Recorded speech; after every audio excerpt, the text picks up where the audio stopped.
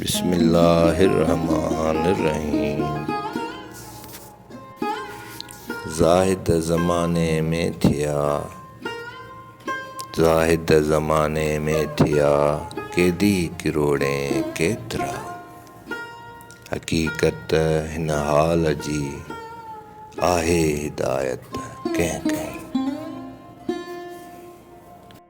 ख़त्मुल आरिफ़ीन फ़ख़्रुल आशिक़ीन महबूब रब्बुल आलमीन हज़रत फ़कीर मौला फ़कीर सैयद महदी क़ुद्स सरहुल अज़ीज़ ऐं क़ैदियुनि जो टोलो ऐं उमिरि क़ैद जे क़ैदीअ खे रिहाई ॾियणु। बाब सानी अशर हिसो ॿियों।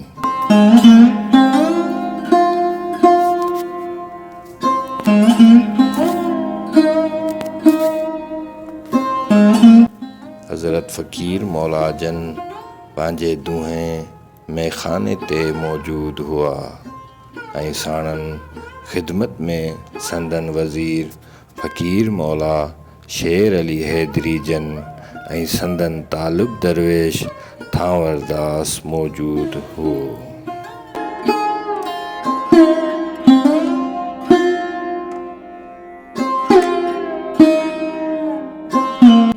जॾहिं पाण काबे कोसैन जे मिटीअ जी ठहियल बोतल मां जाम कोसर नोश करे बस कयाऊं त ॿाहिरां ज़ंजीरुनि ऐं कड़नि खड़कण जा आवाज़ ॿुधण में आया।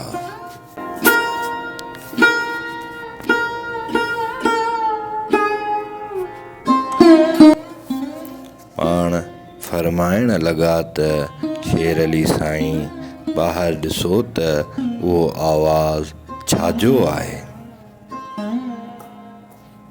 संदन हुकुम जी तामील करे ॿाहिरि ॾिठुमि त हिकु क़ैदियुनि जो टोलो जिन खे डंडा ॿेड़ियूं ऐं हथ कड़ियूं डबल डबल जुड़ियल हुयूं।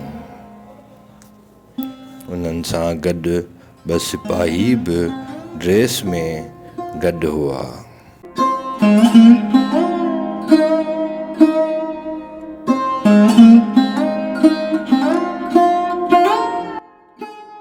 हज़रत सूफ़ी शेर अली हैदरी ॾिसी हज़रत फ़कीर मौला जन खे अर्ज़ु कयो, सरकार ही क़ैदियुनि जो टोलो ॿिनि सिपाहियुनि सां गॾु हज़ूर जे दरवाज़े ते बीठा आहिनि।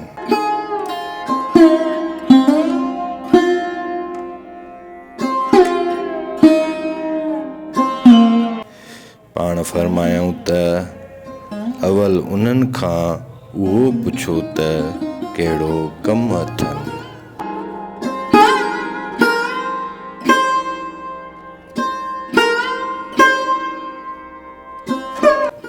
बवजबे हुकुम हज़रत फ़कीर मौला जन जे बंदा क़ैदियुनि ऐं सिपाहियुनि खां पुछियो त हज़रत फ़कीर मौला जन में तव्हांजो कहिड़ो मक़सदु आहे। सिपाहियुनि चयो त ड्यूटीअ सां क़ैदियुनि खे वठी वञी रहिया आहियूं, पर किन माण्हुनि खां ऐं फ़ुक़रा मां मालूम थियो त हज़रत फ़कीर मौला जन एॾां अथव। हुननि बम क़ैदियुनि चयो त असां फ़क़ति ज़ियारत कंदासीं ऐं दुआ घुरंदासीं। पोइ हज़रत फ़कीर मौला जन खे हज़रत सूफ़ी फ़कीर शेर अली हैदरी सॼी ॻाल्हि करे ॿुधाई। पाण इजाज़त ॾिनऊं त भली अचनि, पर इहे पुलिस वारा सिपाही न अचनि, बाक़ी क़ैदी भले अचनि।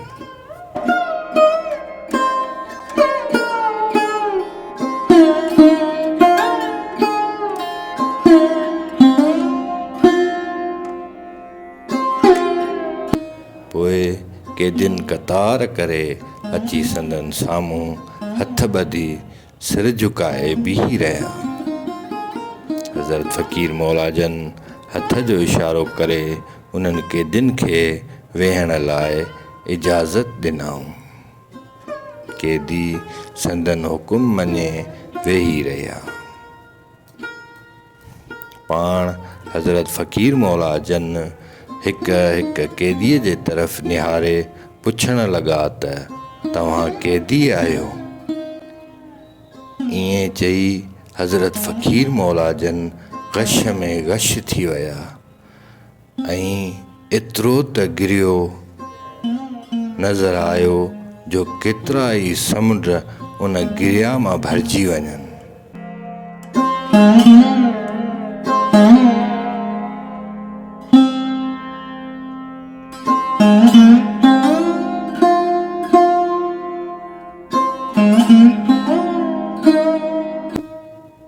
पोइ पाण कैदियुनि खे चयऊं त तव्हां बि कैदी आहियो, पर हिन ज़माने जे हाकुम जा।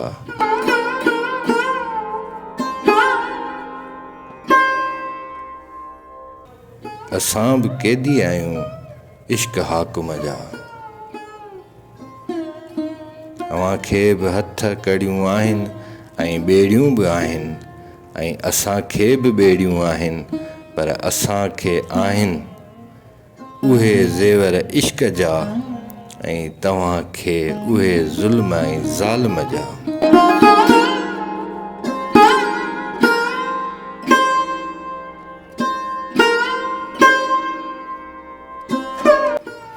उहो हज़रत फ़क़ीर मौला जन सभिनी कैदियुनि खे चयो त तव्हांजे दिलि में ज़रूरु इहो ख़्यालु आहे त फ़क़ीर मौला जन खां दुआ घुरंदासीं त असांजा मक़सद हल थियनि, जो बांदी मोख जी औलाद आहिनि ऐं हिन जी दुआ मां असांजा मतिलब पूरा थींदा।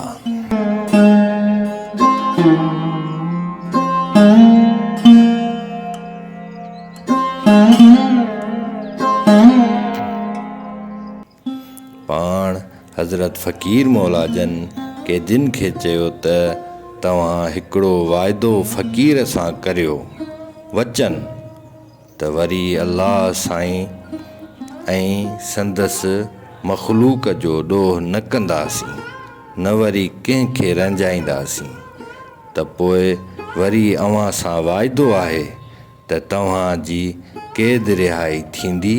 ऐं पाण कैदियुनि खां पुछण लॻा त तव्हांखे ॾोह में केतिरी केतिरी सज़ा आहे।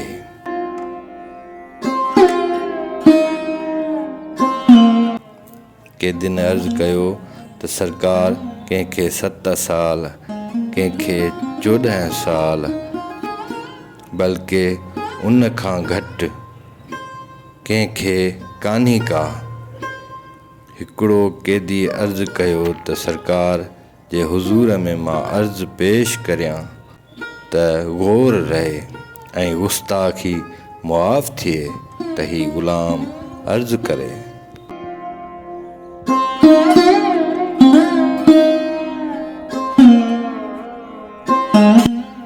पाण फरमायूं त तूं चओ जेको कुझु तोखे चवणो आहे। उन कैदी अर्ज़ु कयो त क़िबला, मां कैदी आहियां, 30 साल सज़ा काटे रहियो आहियां, पर मुंहिंजी सज़ा उमिरि ताईं आहे। मुंहिंजो तो फ़क़ीर जे अॻियां वाइदो आहे त बाक़ी ज़िंदगी ॾोह खां तौबह करे छॾी आहे, पर मुंहिंजो हिन शर्त खे ॿुधी ख़ामोश न कंदा। हिन कैदीअ चयो त तव्हां पहिरियां ई वाइदो ॾे त मूंखे तूं ग़ैर जे तरफ़ न छॾींदे ऐं हमेशह पंहिंजी निगाह खां दूर न करणु फरमाईंदा। उन शर्त सां मुंहिंजो वाइदो आहे त मां वरी तौबह करे कंहिंखे बि पंहिंजे इरादे सां न रंजाईंदुसि, न मां को गुनाह ई कंदुसि।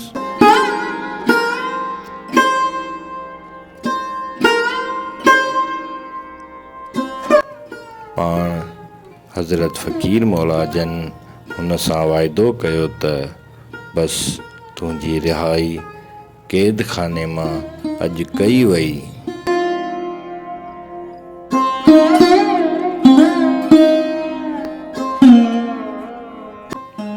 क़ैदी इजाज़त वठी पुलिस कोट ॾेजी शहर जे जेल खाने में दाख़िल थिया। 2 ॾींहं गुज़रण बैदि 3 ॾींहं सुज पहर खन जे वक़्तु मीरवा जी पुल खां हिकु हमराह अचे थो पियो।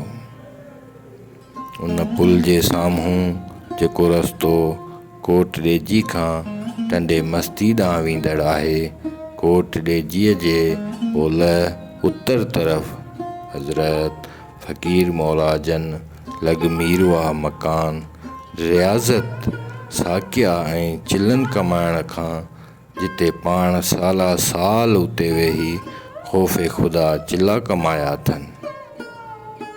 पाण पंहिंजे बैठक ते मोरी मीरवा जे तरफ़ मकान ते वेठा हुआ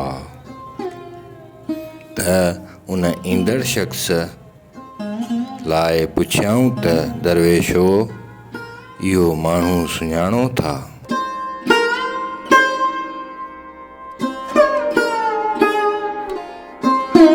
हुननि चयो त क़िबला अञा परे आहे, वेझो अचे त ख़बर पवे। तां त उहो शख़्स हज़रत फ़क़ीर मौलाजन जे क़दमनि ते झुकी किरी पियो।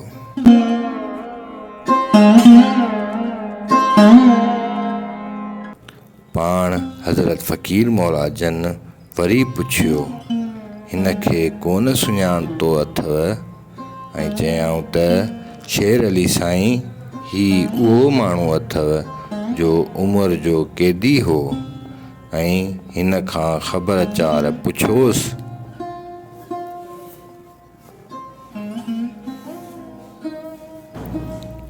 संदन हुकुम मुताबिक़ उन शख़्स खे सुञाणे ऐं चयो त ही उहो माण्हू आहे जंहिं अव्हां खां वचन वरितो हो ऐं तव्हां उन खां वाइदो वरितो हो। सो उन शख़्स क़ैदीअ खां पुछा कई वई, जंहिं चयो त मूंखे कोन था सुञाणो।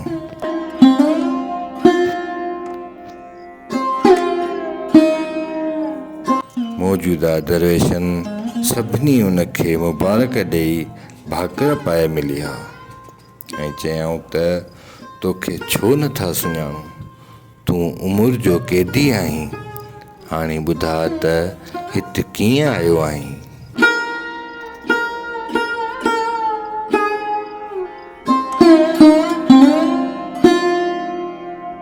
उन चयो त तव्हांजो रूबरू फ़क़ीर मौला जो वाइदो हो। हिकिड़े ॾींहुं वाइदो थियो त ॿिए ॾींहुं आज़ादु थियुसि। अॼु मां बेख़बर वेठो आहियुसि त क़ैद जे दारोगे जेलर पास हथ में ॾेई जेल जो दरवाज़ो खोले इजाज़त कई त तूं आज़ादु आहीं ऐं पंहिंजे मुल्क वञ हलियो।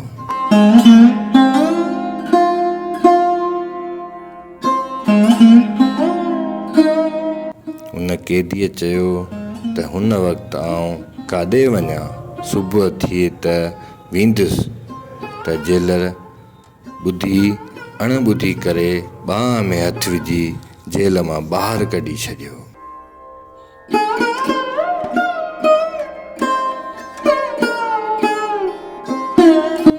पोइ जंहिं मथे आज़ादु कयो आहे उन मर्द वटि सलामीअ लाइ आयो आहियां ऐं दुआ बि घुरो मुंहिंजे हक़ में।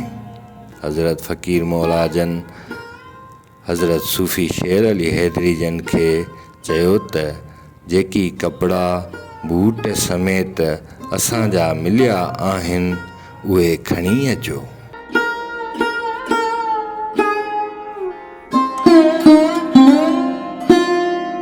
हज़रत सूफ़ी फ़क़ीर शेर अली हैदरी उन वक़्तु संदन ख़ासि अर्दिल कंदो, उन करे संदन हाल धागा वग़ैरह ऐं सामान संदन हथ हेठि कंदो हो।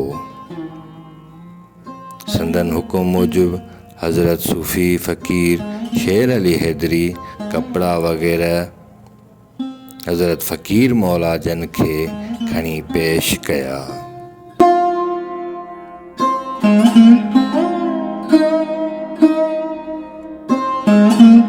पाण उहो बूट जेको वॾी क़ीमत सां संदन अक़ीदतमंद तोहफ़ो पेश कयो।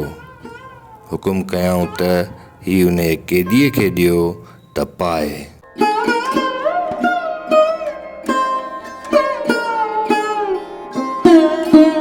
कैदी अदब खां बूट पाइण खां कीॿाए रहियो हुयो। ॿी ॻाल्हि हीअ बि हुई, बूट हज़रत फ़क़ीर मौलाजन जे क़दमनि जी माप जो हो ऐं कैदीअ जो पेर तमामु वॾो हो। कैदियुनि अर्ज़ु कयो त क़िबला, ही बूट मूंखे नंढो आहे ऐं ज़ोर करे पेर रखण सां ही बूट नाज़ुक आहे, फाटी पवंदो।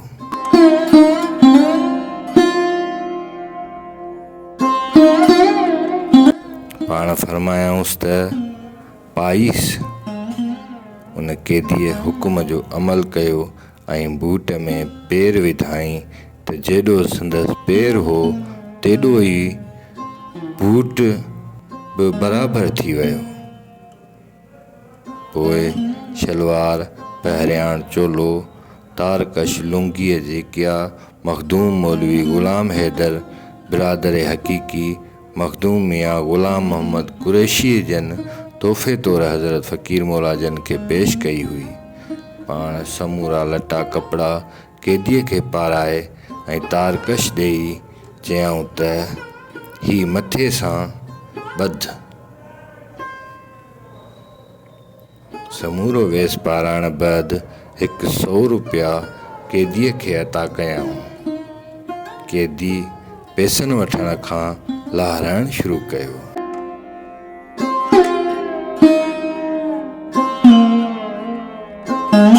पाण फरमायूं त तुंहिंजे बीठलाइप जे ख़बर आहे जो तूं 30 साल क़ैद में रहीं ऐं अॼु हिते पहुतो आहीं। हींअर तूं ॻोठु वेंदे ऐं पुछियऊंसि त तुंहिंजो ॻोठु किथे आहे। कैदी अर्ज़ु कयो त क़िबला, मुंहिंजो ॻोठु बलोचिस्तान में आहे। मां उतां जी बुरे माहौल में सिंध पहुतुसि जो उहे साथी भॼी विया ऐं मां गिरफ़्तार कोर्ट में चालान थियुसि ऐं ॿी मूंखे का बि ख़बर न आहे।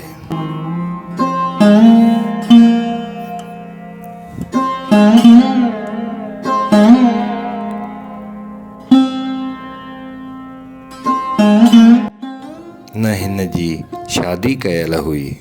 पाण चयऊंसि त तोखे 30 साल गुज़री विया आहिनि। हाणे जॾहिं ॻोठु पहुचंदे त तोखे अज़ीज़ ॾिसी ख़ुशि थींदा ऐं नंढनि वॾनि खे माइरूं ॿुधाईंदियूं त ही तव्हांजो मामू आहे। कंहिंखे चवंदियूं त ही अव्हांजो चाचो आहे, कंहिंखे चवंदियूं त ही अव्हांजो ॾाॾो आहे। पोइ ॿार तोॾे भॼंदा ईंदा ऐं चिंबड़ी वेंदई। उन्हनि सगीरनि खे कहिड़ी ख़बर त ही जेल में हुयो या कमाइण वियो हो।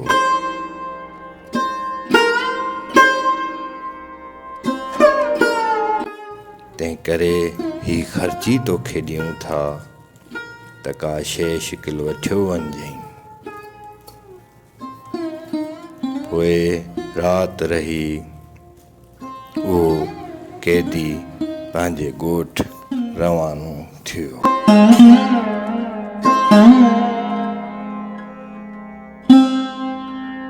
शेर सारे खे कंदा सादिक सरासर के सही।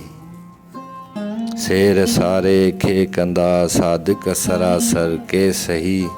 अनहदी इक़रार जी आहे इनायत कंहिं कहीं। अल्लाह खे इस्बात कयो असुल खां ई आशिकनि। अल्लाह खे इस्बात कयो असुल खां ई आशिकनि। वहदती वेसाह जी आहे विलायत कंहिं कहीं। नूर खे निर्वार कयो नागन निज़ारे नाम सां। नूर खे निर्वार कयो ना गन निज़ारे नाम सां महदियो महदार जी आहे मिलावट कंहिं कहीं आशिकनि इस्बात कयो आहे अमानत कंहिं कहीं साबित सूरत सैर जी आहे सलामत कंहिं कहीं हक़ मौजूद या अली मदद।